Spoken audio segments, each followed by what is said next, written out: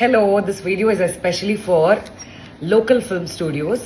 హరీష్ వాళ్ళు నిన్న నాకు విజయనగరంలో కలిసి విజయనగరం స్పెషల్ స్వీట్స్ ఇచ్చారు. ప్రస్తుతం నేను కర్నూలులో ఉన్నా, బట్ ఒకసారి టేస్ట్ చేసి ఎలా ఉందో చెప్పండి మేడం, మీరు ఒక్కసారి తినండి అని చెప్పారు.